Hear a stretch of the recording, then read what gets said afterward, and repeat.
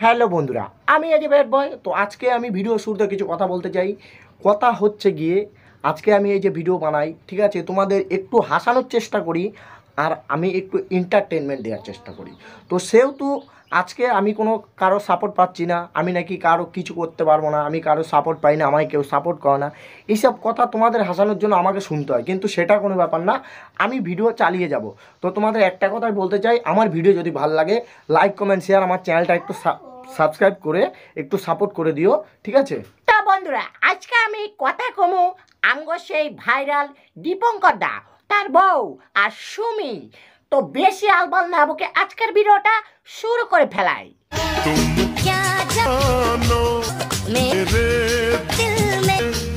तुम रहती हो धड़कन की तरह बदल जाना मौसम की तरह यार बदल जाना मौसम की तरह। তো বন্ধুরা, এটা হচ্ছে আঙ্গ সেই দীপঙ্কর দা, যারে একসময় আমি দাদা বলি সম্মান করতাম।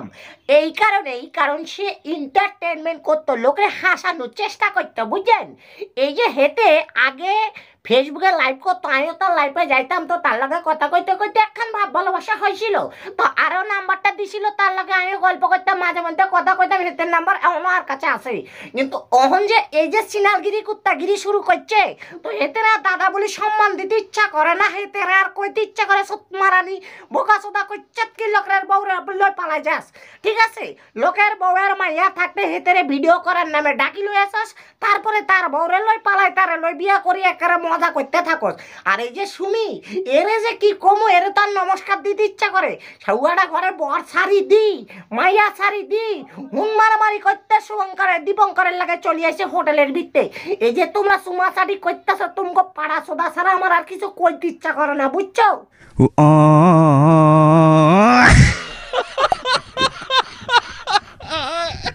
আমার সাথে তুমি মধু লাগা তুমি আমার আশা তুমি ভালোবাসা তুমি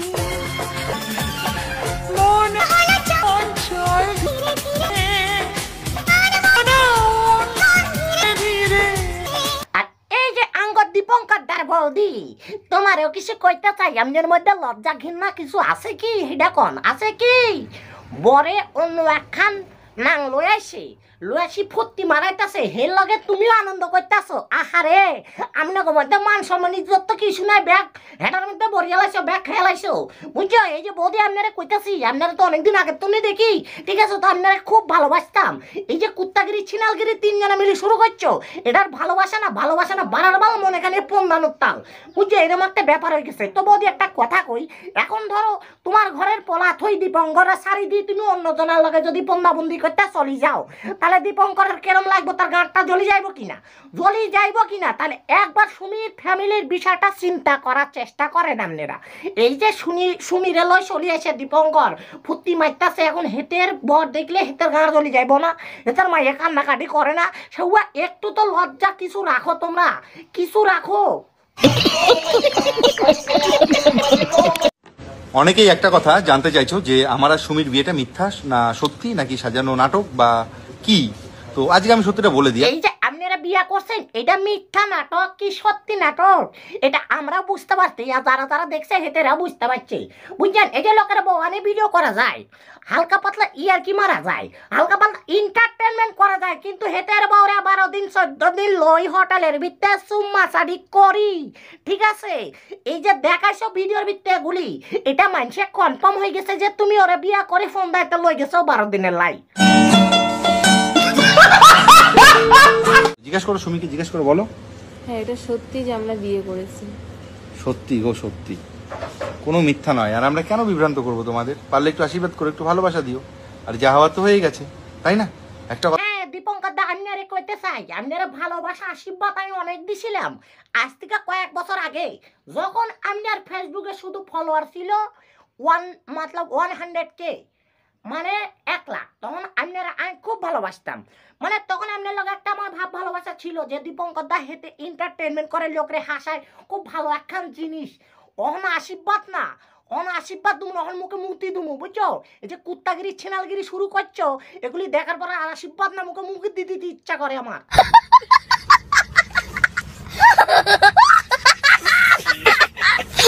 ভালো আছি, জিজ্ঞেস করো সুমিকে ভালো আছো?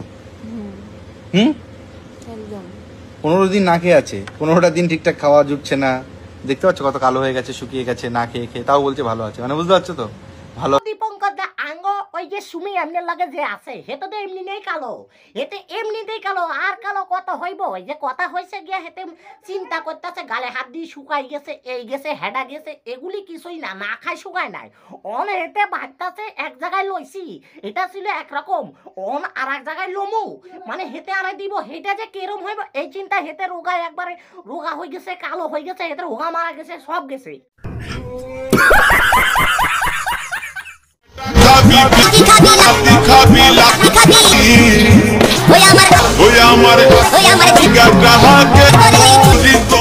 হ্যাঁ, আর এইটাই দেখা বাকি ছিল, লোকের বউরে লয় ফোন মারামারি করলে লোকে তো কেস ঠুকবই, আর কেস ঠোকার লগে লগে দীপঙ্করের সুমির আর দীপঙ্করের বউরে 3টারে লই গেছে থানায় ধরি, বুঝছেন? এটাই আর দেখা বাকি ছিল। আহারে কত ভালোবাসা, ভালোবাসার চড়ে একটা থানায় চলি গেছে, এটা গো পুলিশে তুলি লই গেছে, এটা হোম মারা লাই।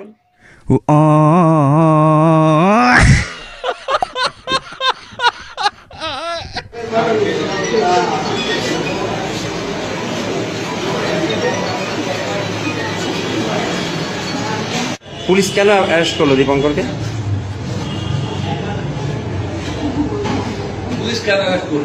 ওকে কেন অ্যারেস্ট? দেখছো এখানে ভিডিওটা দেখছো, হেতে গো থানায় যাইও হেতে চুলকানি মেটে না, এনে যাইও দাঁত বার করে হাসে, কত বড় নির্লজ্জ বেহায়া, আর ওইটারে কি কয় ছিনাল সুদা মেয়ে ছেলে হইলে এরম করতে পারে।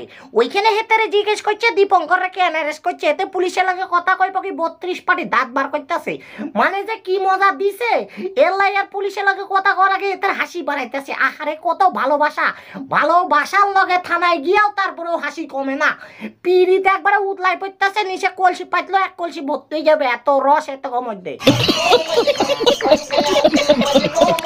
তো বন্ধুরা আজকে ভিডিওটা এখানে শেষ করতেছি, আর ভিডিও খান যদি ভাল লাগে একটু লাইক কমেন্ট শেয়ার একটু সাবস্ক্রাইব করে আর একটু সাপোর্ট করবা।